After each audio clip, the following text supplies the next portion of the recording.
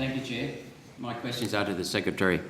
Do you agree that much of the strategic direction of this department is underpinned by the belief that coal-fired power stations are not clean and that their emitted carbon dioxide will cause catastrophic heating of the planet, so they must be replaced by wind and solar power? Well, thank you for your question, Senator, but you've asked my opinion and... Senator Roberts, if it's not appropriate to ask the officials for their personal opinion, but matters of policy or matters of fact. It wasn't asking him of the Secretary of his personal opinion, but the strategic direction of his department that is underpinned by the belief that coal-fired power stations are not clean and that their emitted carbon dioxide will cause catastrophic heating of the planet. I think you're asking my opinion about the strategic direction of the department, Senator. I'm asking whether or not it is based on the belief that coal-fired power stations are not clean. That's just a simple yes or no. I think you're asking my opinion, Senator. I'm not asking for your opinion as to whether or not it's good or bad, Secretary. I'm asking for your response as to whether or not the strategic direction of your department is underpinned by the belief that coal-fired power stations are not clean. The strategic direction of my department is determined by the government. It's set by the government.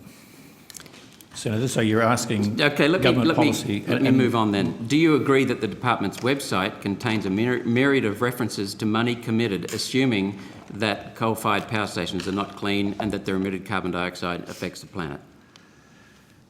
There are a range of programs that will talk about emissions and emissions reduction, and that's one element of emissions reduction that comes from coal-fired plant. Okay. That's not to say that we're ruling that out, Senator. The government hasn't ruled that out. What due diligence has been done by the department with regard to the use of those programs to cut the production of carbon dioxide? Well, Senator, if I understand your question, we rely in our policy formation and implementation on the advice of the scientific bodies like the CSIRO and the Bureau of Meteorology and other scientists, and that's and the use of technology in being able to identify or measure carbon reduction or emissions reduction. So it's premised on science, Senator. On the science as given by the CSIRO and the BOM? Well, as is given by the very broad set of scientific bodies, including the Academy of Sciences, universities, and the other range of bodies that that look at these issues. Thank you. Just as a simple question, if the belief that carbon dioxide is warming the planet cannot be defended, should the programs your department is driving, should they be terminated? I think you're asking my opinion, Senator. I was just going to say... no, I'm just saying if the belief that carbon dioxide... You're asking my opinion, Senator. You've got a fundamental premise. Sorry, Senator Roberts, you are totally free to sort of ask any question. However, if you could rephrase it so that it's not actually asking the Secretary for an opinion, that would be helpful. As I understand, or hypothetical. Thank you, Chair. As I understand it then, the programs are based on, that your department is driving, are based upon science that's telling you that we need to use those programs to cut the production of carbon dioxide. Yes, Senator. Thank you. If those programs, in fact, do not cut the levels of carbon dioxide in the atmosphere, would that mean that the program should be terminated? I think we always want to use evidence, and I think the aim has always been to ensure the policies are directed to their ends, and if they don't achieve their ends, then they need to be reviewed. I think that's a standard part of program evaluation, Senator. Thank you for that reassurance. If they were to be terminated, how many of the department's 1,700 staff would then lose their jobs? Is that a hypothetical question? I think it's coming close to being a hypothetical question, Senator Roberts. You might need to rephrase that. Is the department planning any major due diligence work soon on the advice you've been given from various agencies with regard to the science? The science is very well established, Senator, and we have to rely on that. We rely on the input of experts for a range of things, and there's no sense from that scientific body that that's incorrect. But we always draw on evidence, and many of the methods or the techniques that are used to reduce emissions, like in the Emissions Reduction Fund, they are designed to only pay or reward people on the delivery of emissions reduction. That's measurable, and that goes through an independent process, an independent verification process. So as much as possible, Senator, we try to rely on science as the vast bulk of people set it out, and we always look to assess and verify actions in accordance with the policy aims. Could I then put on notice that I request the empirical evidence upon which you've based your plans, your department has based its plans? Yes, Senator, I'm very happy. What I'll give you is the material from CSIRO and the Bureau, our own scientists in Antarctica and elsewhere that we rely on. So I'll provide that material. The science is showing that carbon dioxide from human activity is affecting the climate and needs to be reduced. That's the science. Okay, yes. so I just want to be clear. I want the empirical evidence that proves that carbon dioxide from human activity is affecting the level of carbon dioxide in the atmosphere and that it must be reduced. Okay. Thank you. That's great. He's already received it. Private Senator Whish-Wilson, this is not a debating. We've only just started. Senator Whish-Wilson. Senator Whish-Wilson. Secretary, what is the department's?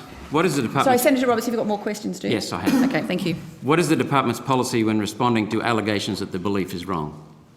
I think we always take every person's statement seriously. So we listen to people, and we would look at then assess that against what we see to be the evidence, drawing from a wide body of knowledge, Senator. I think we try to listen with respect to people, and if people have different views, then we engage on those views. Could you tell me what respect would look like?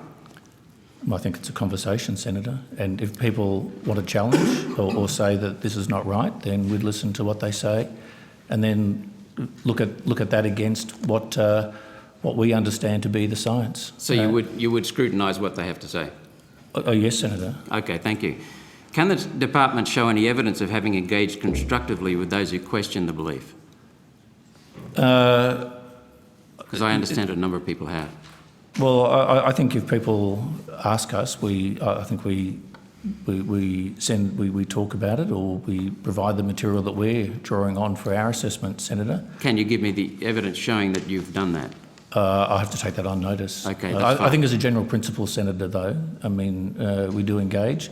You know, there have been many debates over a range of these aspects over a number of years, and we do talk to people about that. So I think I'm just looking for evidence, documented evidence, that you've actively respected people and considered what they have to say. I mean, the bulk of the evidence, Senator, is that the climate is changing, or has changed and is changing, and will change further. And that's your belief, right? No, it's not my. Look, I'm drawing on the evidence that the vast Senator Roberts, majority of scientists say. When you say you, if you could just be very clear if you're referring to the Secretary personally, or whether the department in terms of how they develop their policy. And Senator, I think if I at least think back, which is now a couple of years, to my time as Parliamentary Secretary in this portfolio, but with responsibility for the Bureau of Meteorology at the time, I recall both myself and the Bureau, as well as the Department, responding to many people who contested different views, approaches and policies in relation to climate science, and that I think the entities involved largely did engage in a respectful exchange. But of course, respect doesn't mean changing your opinion or findings to the other person's opinion or findings. It means, as Dr Brouwer has indicated, listening, engaging, sharing the evidence, but then of course weighing the evidence at the end of that engagement. Well, with due respect, Senator, the treatment I received from you as in your previous Parliamentary Secretary role was not treated with respect. You did not treat me with respect. You did not consider the evidence. Senator So I just want to make that clear. Senator Roberts, if you could confine this to questions and not a Sure. discussion or debate with the Minister. Sure.